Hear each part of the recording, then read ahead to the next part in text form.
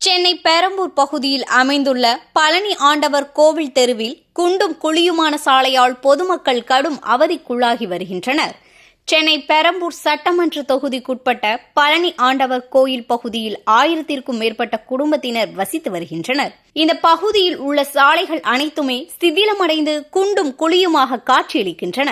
இப்பகுதியில் சட்டமன்ற தொகுதி உறுப்பினராக உள்ள ஆர்டி சேகர் எம்எல்ஏ அவர்களிடம் இது குறித்து பொதுமக்கள் பல முறை புகார் அளித்தும் இதுவரை எந்த நடவடிக்கையும் எடுக்காமல் மந்தமாக செயல்பட்டு வருவதாக குற்றச்சாட்டு எழுந்துள்ளது. மேலும் இச்சாலையை பயன்படுத்த முடியாமல் பொதுமக்கள் மிகுந்த இன்னலுக்கு உள்ளாகி வருகின்றனர்.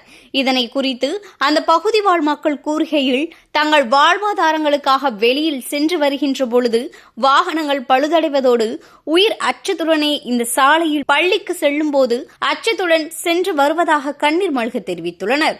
உடனடியாக இந்த சாலையை சீர் செய்து உயிரிழப்புகளிலிருந்தும் விபத்துகளிலிருந்தும் மக்களை பாதுகாக்க வேண்டும் என்று பொதுமக்கள் கோரிக்கை வைத்துள்ளனர்.